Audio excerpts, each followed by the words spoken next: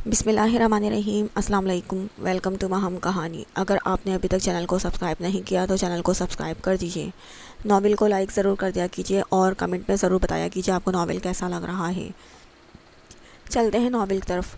وہ اس کے کان کے قریب چھپتے سنجیدہ تیش بھری آواز میں تپش بھری آواز میں بولتا اس کے چہرے پر نظر ڈالتے کمرے سے باہر نکل گیا۔ مما خوف سے بھرپور آواز پر دانیال نے چونک کر اسے دیکھا۔ ساری رات وہ اس کے سرہانے بیٹھا رہا تھا۔ رات تو آنکھوں میں ہی کٹ گئی، دل بہت بے چین ہو رہا تھا۔ اب صبح کے 7 بجے اس کے خوف سے لبریز پکار پر دانیال نے جھٹ سے اس کی جانب دیکھا۔ مسلسل 2 راتیں جاگنے اور پھر آرزو کی وجہ سے خوار ہوتے اس کی خود کی آنکھیں سرخ ہو رہی تھیں۔ پانی وہ اب بھی مندی مندی آنکھیں کھولے آہستگی سے بولی۔ پاؤں میں شدید درد کی لہریں اٹھتی محسوس ہو رہی تھیں۔ دانیال نے جلدی سے سائڈ ٹیبل سے پانی کا گلاس اٹھا کر اس کی جانب بڑھایا۔ آرزو نے ہوش سنبھالتے اب اپنے قریب نیم دراز دانیال کو دیکھا تھا۔ رات کی پوری داستان یاد کرتے یکدم ہی اس کا چہرہ سرخ پڑ گیا تھا۔ اس نے لب بھینجے پانی کا گلاس اس سے لیتے لبوں کو لگایا اور 2 گھونٹ بھرتے گلاس زور سے سامنے دیوار پر دے مارا تھا۔ یہاں کیا کر رہے ہو آپ دفع ہو جائیں یہاں سے، دے تو لی ہے سزا، اب کیا مارنے کا ارادہ ہے؟ وہ چیخی تھی۔ دانیال سختی سے لب ایک دوسرے میں پیوست کیے اس کے الفاظ سن رہا تھا۔ اس کا سر پہلے ہی شدید درد سے پھٹ رہا تھا اور اوپر سے اس کی چبھتی آواز کسی ہتھوڑے کی ضرب کے مترادف تھی۔ آواز نیچی رکھ کے بات کرو، اپنی حرکت کا تمہیں ذرا بھی اندازہ ہے کیا؟ دانیال غصہ قابو کرنے کے چکروں میں سرخ ہوتے چہرے سمیت بولا تھا۔ آرزو نے خونخوار نظروں سے اسے گھورا۔ ہاں ہے، اور میں ایسا ہی کروں گی، سنا تم نے؟ اگر تم مجھے نہیں چھوڑو گے تو میں بھاگ جاؤں گی یہاں سے، لیکن تمہارے ساتھ نہیں رہوں گی۔ دانیال نے سرد نظروں سے اسے دیکھا۔ پاؤں میں شدید جلن اور درد محسوس ہو رہا تھا۔ بکواس بند کرو اپنی، میں بھی دیکھتا ہوں کہاں بھاگ کر جاتی ہو مجھ سے۔ اگر یہ ضد ہے تو ضد ہی صحیح، آرزو خان تم مجھ سے ہرگز نہیں بھاگ سکتی۔ وہ شدت سے اس کا چہرہ دبوچے غرایا، ایک پاؤں میں جلن اور دوسرا اس کی سلاخی شدت بھری گرفت چہرے پر محسوس کرتے آرزو کی آنکھوں سے آنسو نکل آئے تھے۔ تم جاہل انسان! اس کا لہجہ لڑکھڑا گیا تھا، آنسو چہرے پر روانی سے بہنے لگے تھے۔ سامنے والی کی شفقت بھری نظروں میں دیکھتے آرزو کو اپنی بیک بون میں سرسراہٹ سی محسوس ہوئی۔ نہیں رہنا مجھے تمہارے ساتھ، مر جاؤں گی مگر اب تمہارے ساتھ نہیں رہوں گی۔ آرزو اپنا سر جھٹکتے خود کا چہرہ اس سے چھڑاتی دھاڑی تھی۔ دانیال نے غصے سے مٹھیاں بھینچ لی۔ وہ خود کو کچھ بھی غلط کرنے سے باز رکھ رہا تھا۔ جاہل ہو تم، بس مجھ پر روب جھاڑنا آتا ہے، ایک رشتے کی آڑ میں تم مجھ پر اپنا غصہ اتارتے ہو۔ جاہل شخص! تم سے اچھا تو وہ دوراب تھا، کم از کم جو بھی تھا سامنے۔ وہ بولتے بولتے رک گئی جب دانیال نے مضبوطی سے اس کے بال اپنی مٹھی میں جکڑے تھے۔ ایک سسکی آرزو کے لبوں سے خارج ہوئی تھی۔ خبردار! اگر تم نے اس باسٹرڈ کے ساتھ مجھے ملانے کی کوشش کی، میں ادھر ہی تمہاری جان لے لوں گا۔ اس کے بالوں میں گرفت مزید سخت کرتے شعلہ بار نظروں سے اسے دیکھتے وہ دھاڑا تھا۔ آرزو نے ہاتھوں سے اس کی گرفت ڈھیلی کرنی چاہی تھی۔ کئی ناخن دانیال کے ہاتھ میں خراشیں چھوڑ گئے تھے اور اب پھر سے آرزو کے پاؤں کے زخم رسنے لگے تھے جن سے خون بہنا شروع ہو گیا تھا۔ دانیال نے بے ساختہ اس کے بال چھوڑ دیے۔ وہ شدت سے دھاڑے مارے رونے لگی تھی۔ پاؤں میں شدید جلن ہو رہی تھی اور اب بالوں میں ہوتی تکلیف سے اس کا دل کیا وہ مر ہی جائے۔ دانیال نے سختی سے لب بھینچ لیے۔ ایک گہرا سانس بھرتے اس نے خود کو نارمل کرنے کی کوشش کی تھی۔ درد ہو رہا ہے؟ وہ گھٹنوں کے گرد بیٹھتے اس کے بازو پر دھیرے سے ہاتھ رکھتے تھوڑے نرم لہجے میں بولا تھا۔ نہیں جاہل انسان، سکون مل رہا ہے، نظر نہیں آ رہا تمہیں خون نکل رہا ہے؟ آرزو سر اٹھاتے روتے ہوئے چیخی تھی۔ دانیال نے سخت نظروں سے اسے دیکھا۔ کس نے کہا تھا تمہیں اس طرح بھاگنے کو؟ ہاں؟ دانیال بیڈ سے اٹھ گیا۔ الماری سے فرسٹ ایڈ نکالتے وہ اس کے پاؤں کے قریب بیٹھ گیا۔ تھوڑی دیر پہلے والا غصہ اس کے چہرے پر کہیں نہیں تھا، لیکن ہاں تھوڑی بہت سختی ضرور نظر آ رہی تھی۔ آرزو نے پاؤں پیچھے کی جانب کھینچے جس پر دانیال نے اسے گھورتے واپس اس کے پاؤں پکڑتے اپنی گود میں رکھے تھے۔ وہ اب بڑی احتیاط سے ان پر میڈیسن لگا رہا تھا اور آرزو دانتوں تلے سختی سے لب دبائے تکلیف برداشت کرنے کی کوشش کر رہی تھی۔ 10 منٹ بعد دانیال نے آرزو کی طرف دیکھا۔ ہو گیا ہے؟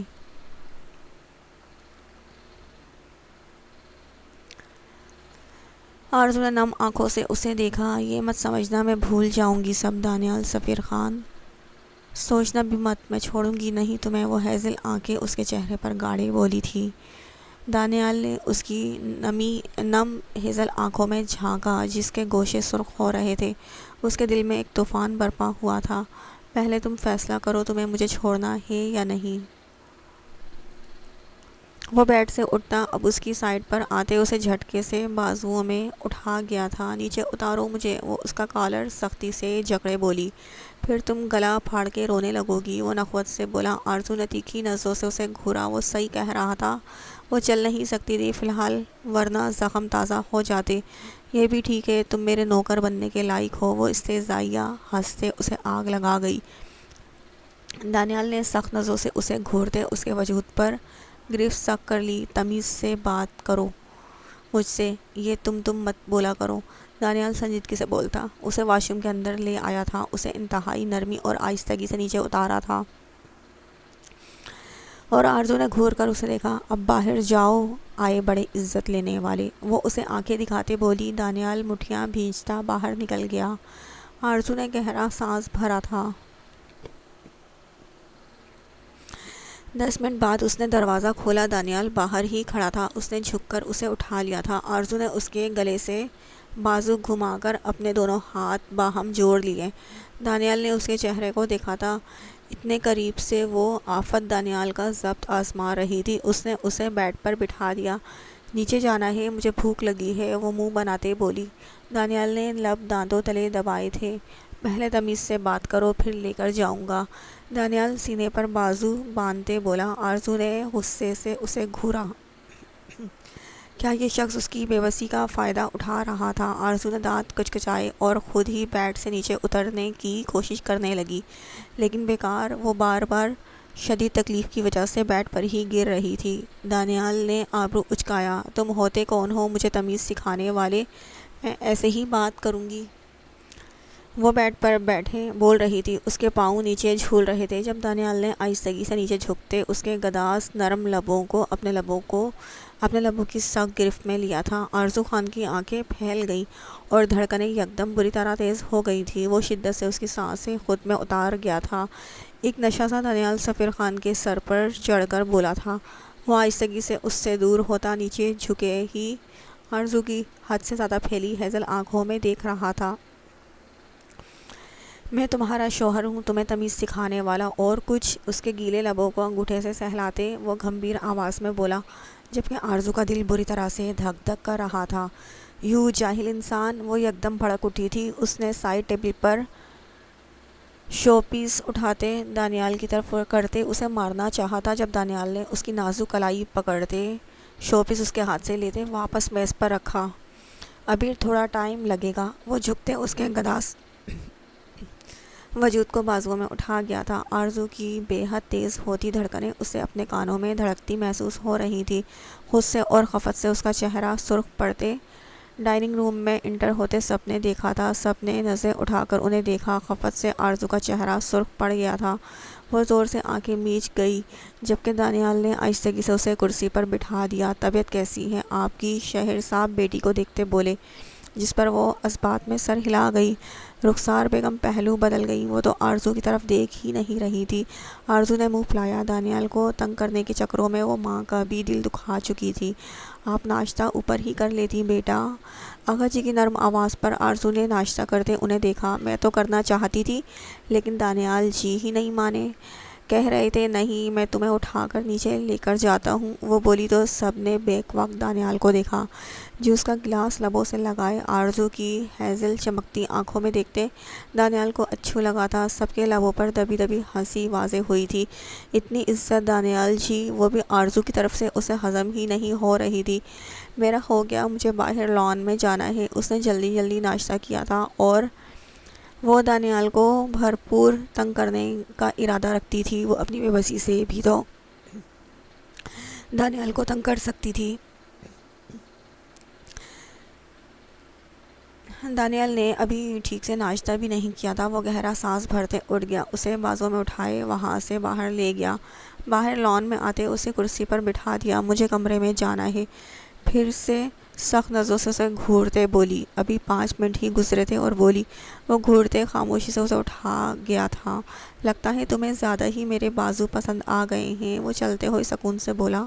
تو آرزو نے گندی سی شکل بنائی تھی۔ ہاں بہت، اور جو چیز مجھے پسند آئے میں اس کا حشر کر دیتی ہوں۔ آرزو نے زور سے دانیال کے بازو پر دانتوں سے بائٹ کی تھی کہ بے ساختہ ہوئے عمل پر وہ چونکا تھا، اور آرزو میڈم اس کے بازوؤں سے نکلتی زمین بوس ہو گئی۔ وہ دھڑم سے ہال کے فرش پر تھی۔ دانیال نے شرٹ کا بازو فولڈ کرتے دیکھا، وہاں گہرے دانتوں کے نشان تھے، اور پھر زمین پر پڑی آرزو کو۔ ڈائننگ روم سے سب نے کسی آواز پر دروازے کی جانب دیکھا تھا جہاں آرزو زمین پر گری تھی۔ دانیال کا کہا بلند ہوا اور چہرے پر ہاتھ رکھے ہنس رہا تھا، جبکہ زمین پر پڑی آرزو لب بھینچ گئی۔ وہ گری بھی تو اپنی غلطی سے ہی تھی۔ جبکہ دانیال اب بھی ہنسے جا رہا تھا، آرزو نے اسے گھورا تھا، پھر اس کی آنکھیں ساکت پڑ گئیں۔ آرزو نے کئی سالوں بعد اسے اتنا کھل کر ہنستے دیکھا تھا۔ وہ مبہوت سی اس کی ہنسی میں کھو گئی تھی۔ اگر وہ دونوں جانی دشمن نہ ہوتے تو آرزو کے دل میں شدت سے اسے چھو کر اس کی ہنسی محسوس کرنے کی خواہش جاگی تھی۔ وہ دوزانوں بیٹھ گیا۔ وہ پھر سے اسے اٹھا کر چلنے لگا تھا۔ آغا جی سمیت باقی سب نے بھی ہنستے ہوئے ان دونوں کو دیکھا۔ اب تو ان دونوں کی وجہ سے گھر میں رونق اپنے عروج پر لگنے والی تھی۔ تم نے جان بوجھ کر مجھے گرایا، وہ منہ پھلائے بولی تھی۔ اگر اب آپ نہیں بولا تو ایک بار پھر سیڑھیوں پر گرا دوں گا، وہ یکدم ہی سخت تاثرات لیے بولا۔ آرزو نے دیکھا اس کے چہرے پر یکدم بہت تیز خطرناک تاثرات چھا گئے تھے۔ الٹے کام کا الٹا نتیجہ، میں کچھ کہہ رہا ہوں، وجود میں انگلیاں پیوست کرتے بولا۔ آپ، آرزو اس کے بازوؤں میں سمٹتی لڑکھڑاتے لہجے میں بولی تھی۔ دانیال نے اس بات میں سر ہلاتے چمکتی نیلی آنکھوں سے لے جاتے بیڈ پر بٹھا کر اسے دیکھا۔ وہ روم میں پلٹا۔ سنیں، مجھے میری کتابیں پکڑا دیں، آرزو نے نہایت تمیز سے پکارا تھا۔ فی الحال اس کے پاس کوئی دوسرا راستہ نہیں تھا۔ وہ اس روم میں تھی اور دانیال ہی فی الحال اس کا سہارا تھا۔ دانیال نے صوفے پر بکھری اس کی کتابیں اسے پکڑا دیں۔ وہ پین بھی وہ جانے کو پلٹا جب وہ پھر لب دبائے بولی تھی۔ دانیال نے بری طرح دانت کچکچائے جبکہ آرزو اپنی ہنسی ضبط کر رہی تھی۔ وہ پین پکڑاتا اس کے کمرے سے نکل گیا۔ آرزو شرارتی انداز میں ہنسی تھی۔ وہ منہ بنائے ہنستی کتاب کھول گئی۔ اب دیکھنا کیسے خدمت کرواتی ہوں، تمہاری ہمت کی داد دینی پڑے گی۔ میری بیوی کو اپنی گاڑی میں گھر چھوڑنے گئے۔ ماہل اپنی گاڑی پر گن کی نوک محسوس کرتے سامنے دیکھا۔ وہ فل بلیک کپڑوں میں ملبوس تھا، اس کے سر پر ہیٹ تھی اور چہرے پر نقاب۔ سرد آواز میں بولتے وہ کمرے میں عجیب سی پراسراری اتار رہا تھا۔ میری ہمت تم نے دیکھی کہاں ہے؟ ابھی اور میری ہونے والی بیوی نے مجھے آدھا سچ بتایا۔ خیر اسے تو میں دیکھ لوں گا، پہلے تمہاری خاطر تواضع کو انجوائے کر لوں، وہ استہزائیہ انداز میں بولا تھا۔ وہ اس وقت گھٹنوں کے بل بیٹھا تھا اور اس کے ہاتھ پیچھے بندھے ہوئے تھے۔ اس کی بات سنتے سامنے کھڑے گینگسٹر کے لبوں پر طنزیہ مسکراہٹ ابھری تھی۔ وہ میری محبت میں گرفتار ہے، وہ تم سے نہ جانے کتنے اور جھوٹ بولے، خیر میری چیزوں کو چھونے والے کے میں ہاتھ کاٹ دیتا ہوں۔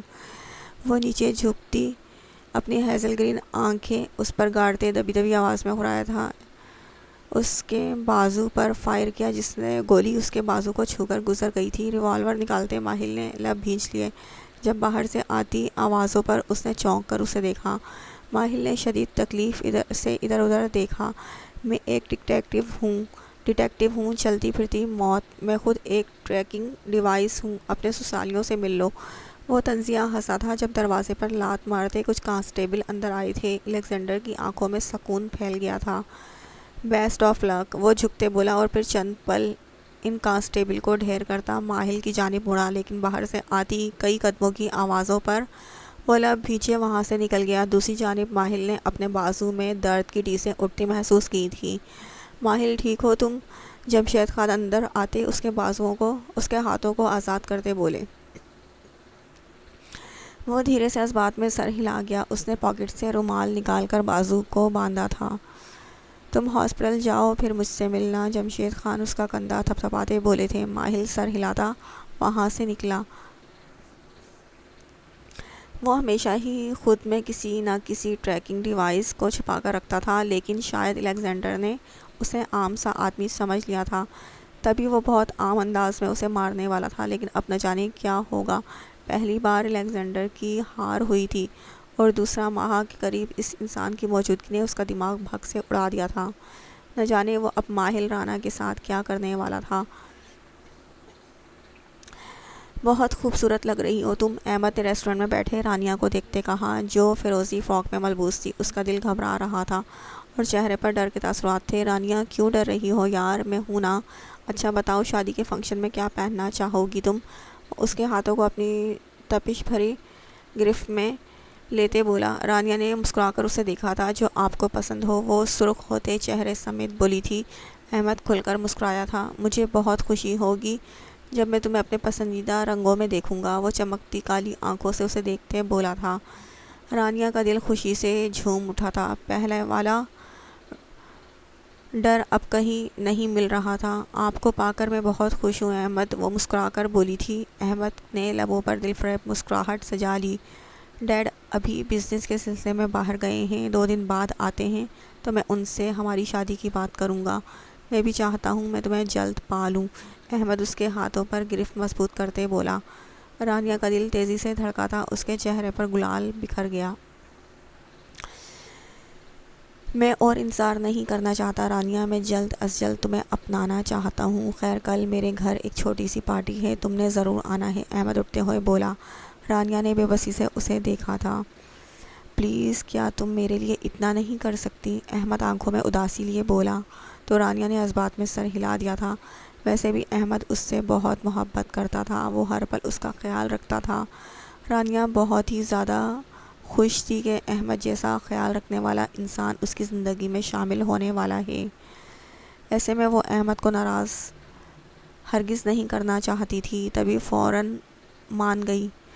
کہاں گئی وہ فائل؟ جمشید خان نے پوری الماری چھان ماری تھی، غرض اپنے کمرے کا ایک ایک کونا چھان مارا تھا، لیکن وہ فائل ان کے لاکر سے نہ جانے کہاں غائب ہو گئی تھی اور اب مل نہیں رہی تھی۔ وہ فائل ان کے لیے بہت اہم تھی۔ وہ گھر سے غصے سے نکلتے سیدھا پولیس اسٹیشن آئے تھے۔ ماہل بھی ان کے سامنے بیٹھا تھا، اس کے بازو میں سفید پٹی بندھی ہوئی تھی۔ کیا ہوا سر، اتنے پریشان کیوں ہیں؟ ماہل نے جمشید خان کو دیکھا اور پوچھا۔ وہ لب بھیج گئے۔ اس فائل میں بہت حساس انفارمیشن تھی، وہ کسی پر بھی اعتبار نہیں کرنا چاہتے تھے۔ Is everything okay? ماہل نے اپنے بازو کی جانب دیکھا، اسے تھوڑی تکلیف ہو رہی تھی۔ جمشید خان نے ایک سرد آہ بھری تھی۔ میری ایک بہت اہم فائل میرے گھر کے لاکر سے غائب ہو گئی ہے، جمشید صاحب ہونٹ بھیجے بولے تو ماہل نے افسوس سے انہیں دیکھا۔ اب اوپر سے مجھ پر پریشر بنے گا، مجھے کسی بھی قیمت پر وہ فائل چاہیے، جمشید صاحب باہم ہاتھ جوڑے بولے تھے۔ چیف سلیکٹر مجھ پر دباؤ بڑھائے گا، لیکن انہیں کہیں نہ کہیں خوشی بھی ہوگی، جمشید خان آخری بات طنزیہ بولے تھے۔ ماہل نے چونکتے انہیں دیکھا۔ کیا مطلب سر؟ وہ نہ سمجھی سے بولا۔ اس فائل میں ان تمام لوگوں کے نام تھے جو ڈیڈلی گینگسٹر کے ساتھ مل کر ہمارے ڈپارٹمنٹ کو کھوکھلا کر رہے تھے۔ مجھے چیف سلیکٹر پر بھی شک تھا۔ میں یہ کام تمہیں دیتا ہوں ماہل، وہ فائل میرے گھر سے غائب ہوئی ہے، یا تو کوئی باہر والا آیا یا پھر کہتے کہتے وہ رک گئے۔ ماہل کا دھیان بے ساختہ ماہا کی جانب گیا تو وہ لب بھیج گیا۔ سر کیا آپ کو نہیں پتہ اس میں کس کے نام ہے؟ ہم اس طرح آسانی سے انہیں پکڑ سکتے ہیں۔ ماہل نے آسان حل پیش کیا تھا۔ جمشید خان نے افسوس سے اسے دیکھا۔ نہیں، وہ فائل میں نے کھول کر بھی نہیں دیکھی تھی۔ میں کچھ بھروسے مند ٹیم کو لے کر وہ فائل ڈائریکٹ CBI کے پاس وہ فائل پہنچانے والا تھا۔ جس خفیہ آدمی نے مجھے فائل دی تھی وہ بھی مارا گیا ہے، جمشید خان بہت پریشانی سے بولے تھے۔ ماہل نے لب دباتے کچھ سوچا۔ اوکے سر، میں ڈھونڈنے کی کوشش کرتا ہوں، آپ پریشان نہ ہوں، وہ سر ہلاتے بولا تھا۔ جمشید خان نے اس بات میں سر ہلایا۔ اور میری بیٹی پسند آ گئی تمہیں؟ وہ مدعے پر آئے تھے۔ ماہل نے مسکراتے ہوئے اس بات میں سر ہلایا تھا۔ جمشید خان نے خوشی سے اسے دیکھا۔ تو پھر کب تک کی ڈیٹ شادی کی فائنل کریں؟ جمشید خان خوش تھے۔ 15 دن بعد، ماہل مسکرا کر بولتا، ان سے ہاتھ ملاتا وہاں سے نکل گیا۔ ارادہ ان کے گھر جانے کا تھا۔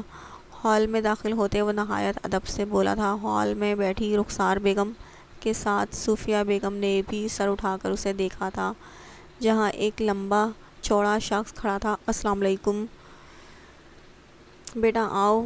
وعلیکم السلام بیٹا آؤ، صفیہ بیگم نرم مسکراہٹ چہرے پر سجائے بولی تھی۔ انہیں تھوڑی دیر پہلے کال آئی تھی کہ ماہا کے لیے جو لڑکا پسند کیا ہے وہ گھر آ رہا ہے، سو ماہا کو تیار ہونے کا بولا جائے۔ وہ ابھی ادھر بیٹھی اسی کا انتظار کر رہی تھی۔ وہ آنٹی مجھے ماہا سے ملنا تھا۔ وہ ان کے آگے جھکتے اس سے پیار لیتے مسکرا کر بولا۔ صفیہ بیگم نے اس بات میں سر ہلایا۔ بیٹھو بیٹا، پہلے لنچ کر لو۔ صفیہ بیگم مسکراتی آگے کی جانب بڑھی۔ ارادہ کچن میں جانے کا تھا۔ نہیں نہیں آنٹی، میرا پیٹ بھرا ہوا ہے، پھر کبھی انشاءاللہ۔ ابھی مجھے ماہا سے ملنا ہے، اگر آپ کو کوئی پریشانی نہ ہو تو۔ وہ نہایت ادب سے بولا تھا۔ صفیہ بیگم تو صدقے واری جا رہی تھی۔ انہیں ماہا کے لیے جیسے لڑکے کی تلاش تھی، ماہل رانا بالکل ویسا ہی تھا، شہزادوں جیسا، اور اخلاق بھی بہت اچھا تھا۔ وہ سر ہلا گئی۔ وہاں اوپر ٹیرس پر ہے بیٹا، آپ مل لو، وہ سر ہلاتے بولی تھی۔ ان کا اشارہ کرتے وہ ٹیرس کی جانب جاتی سیڑھیوں کی جانب بڑھ گیا۔ مجھے تو اچھا لگ رہا ہے ماہل، اپنی ماہا کے لیے، رخسار بیگم نے مسکراہٹ لبوں پر سجاتے کہا، جس پر صفیہ بیگم بھی اس بات میں سر ہلا گئی۔ ماہا خان باہر نکلو، کیا ملا تمہیں اپنے فادر کو دھوکہ دے کر؟ وہ اوپر آیا تو پورا ٹیرس خالی تھا۔ پھر ٹیرس پر بنے کمرے کی طرف دیکھا۔ وہ بھاری بوٹوں کی دھمک چھوڑ دے اس کمرے کے دروازے کے ساتھ کھڑا سرد سپاٹ لہجے میں بولا۔ ماہا نے حلق تر کیا تھا۔ اوکے، پھر میں اندر آ جاتا ہوں۔ وہ اس اندھیرے کمرے میں داخل ہوا جہاں دروازے سے آتی روشنی کمرے کے درمیانی حصے کو روشن کر رہی تھی۔ روشنی سیدھا ماہا کے چہرے پر پڑ رہی تھی، جس سے وہ بار بار پلکیں جھپکا رہی تھی۔ ماہل نے اس کے چہرے پر پھیلی زرد روشنی کو دیکھا۔ اس کے دل نے ایک بیٹ مس کی تھی۔ وہ دیوار کے ساتھ ٹیک لگائے بازوؤں کو سینے پر فولڈ کیے کھڑا تھا۔ کیوں آئے ہو یہاں؟ ماہا ہچکچاتے ہوئے پہلی بار اس سے نظریں اٹھا کر اسے دیکھا تھا۔ وہ پرشوق نظروں سے اسے دیکھ رہا تھا۔ وہ فائل تم نے چوری کی نا؟ وہ سنجیدہ لہجے میں بولا۔ اس کی نظریں بلیک فراک پاجامے میں ملبوس ماہا کے وجود پر جمی تھیں۔ ماہا کے ماتھے پر پسینے کی ننھے ننھے قطرے نمودار ہوئے۔ کون سی فائل؟ ماہا اٹکتے لہجے میں بولی۔ دوسری طرف وہ استہزائیہ ہنسا تھا۔ ہونے والی بیگم، آپ شاید بھول رہی ہیں، میں ایک ڈیٹیکٹیو ہوں۔ میں گھبراہٹ بھانپتے ہی چور پکڑ لیتا ہوں۔ وہ دو قدم اس کی جانب بڑھتے بولا۔ ماہا پیچھے ہوئی تھی۔ ہاں، میں نے چرائی ہے۔ آپ دوبارہ یہ جاننے یہاں آئے ہیں؟ ماہا انگلیاں مروڑتے بولی۔ اس کا رواں رواں خوف سے بھر رہا تھا۔ جان سولی پر لٹکی ہوئی محسوس ہو رہی تھی۔ نہیں، آپ کو دو باتیں بتانے آیا ہوں۔ پہلی، فائل کے ساتھ میں اس کی ڈیڈ باڈی بھی برآمد کروں گا جسے فائل چرا کر دی آپ نے، اور دوسری، ہماری شادی ٹھیک 14.5 دن بعد ہے۔ ماہا نے چونک کر اسے دیکھا، جو مضبوط ہاتھ پر بندی گھڑی کو دیکھتے اب ماہا کو دیکھ رہا تھا۔ آپ میں شرم ہے یا نہیں؟ آپ جانتے ہیں میں کسی اور سے محبت کرتی ہوں۔ ماہا خوف سے لبوں پر زبان پھیرتے بولی۔ لیکن مقابل کے سامنے ہمت رکھنا ضروری تھا۔ شرم کیا ہوتی ہے مجھے نہیں پتا۔ وہ ذرا جھکتے اس کی کالی آنکھوں میں اپنی آنکھیں گاڑتے بولا۔ ماہا کی آنکھیں متحیر ہوتی پھیل گئیں۔ وہ مزید لڑکھڑاتے ایک قدم دور ہوئی تھی۔ مم، میں آپ سے شادی نہیں کرنا چاہتی۔ ماہا اس کے چہرے کو دیکھتے بولی۔ ماہل نے ابرو اچکایا۔ کیوں؟ وہ لب بھینچے بولا۔ وہ سچ تو جانتا تھا، لیکن وہ ماہا خان سے سچ سننا چاہتا تھا۔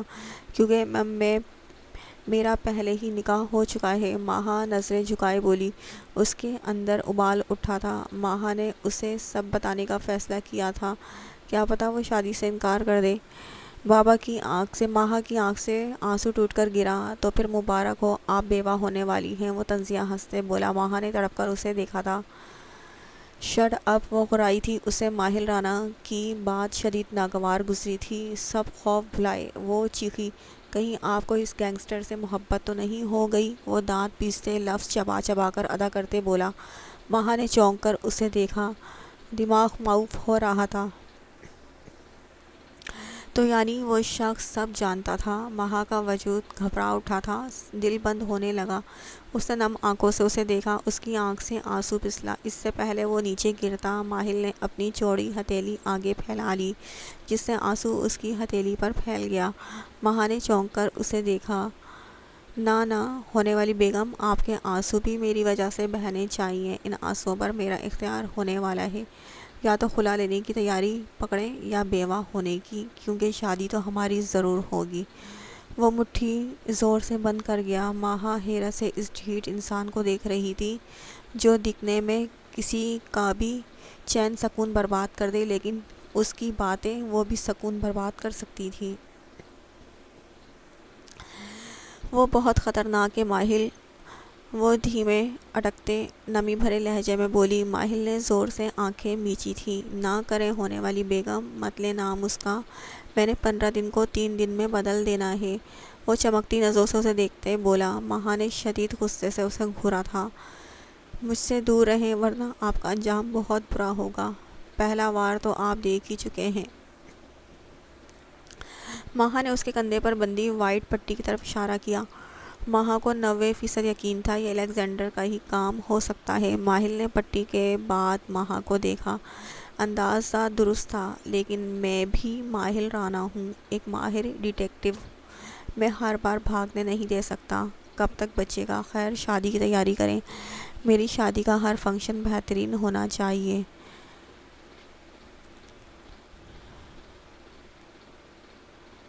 وہ ڈیڈلی گینگسٹر اس بار نہیں بچے گا، ہر بار نہیں بچے گا، چاہے کچھ بھی ہو جائے۔ ماہل بولتے بولتے اس کی جانب جھکا۔ مہا نے نم سرخ آنکھوں سے اس کی کالی آنکھوں میں دیکھا، جہاں اب سرد پن چھا گیا تھا۔ میں اس دنیا سے اس کا نام و نشان مٹا دوں گا۔ اور وہ سرد انداز میں بولا۔ مہا کے جسم میں کرنٹ سا دوڑ گیا تھا۔ وہ بے بسی سے لب کچل گئی، جبکہ وہ سیدھا ہوتا پلٹ گیا۔ مہا نے روتے ہوئے دروازے کو دیکھا، جہاں سے وہ ابھی باہر گیا تھا۔ وہ کہاں پھنس گئی تھی؟ انکار کا کوئی جواز نہیں تھا۔ ماہل ہر لحاظ سے اچھا تھا اور اقرار وہ کر نہیں سکتی تھی۔ الیگزینڈر کو سوچتے ہی اس کی بیک بون میں سرساہٹ سی ہوئی تھی۔ وہ بہت امپورٹنٹ میٹنگ میں تھا، وہ بہت اہم پوائنٹس ڈسکس کر رہا تھا۔ موبائل زور و شور سے بجنے لگا تھا۔ سب نے چونک کر اسے دیکھا۔ آرزو، ہم بعد میں بات کرتے ہیں۔ وہ کال پک کرتے ہی پہلی فرصت میں بولتے کال کاٹ گیا۔ دوسری جانب منہ بنایا گیا تھا۔ اس نے پھر سے کال ملائی تھی۔ دانیال نے لب بھینچ لیے۔ بار بار بجتے موبائل کو دیکھتے دانیال نے اکتاہٹ اور غصے سے آف ہی کر دیا تھا۔ ابھی 10 منٹ ہی گزرے تھے جب میٹنگ روم کے دروازے پر دستک ہوئی تھی۔ اس کا پرسنل گارڈ تھا۔ دانیال نے چونک کر اسے دیکھا۔ اس کے چہرے پر شدید غصہ ابھرا تھا۔ کیا ہوا انور؟ اس نے دانت پیستے پوچھا، جس پر انور نے سہمتے قدم اس کی جانب بڑھائے۔ سر، آرزو میم کی کال تھی، رو رہی تھی، وہ نیچے گر گئی ہیں۔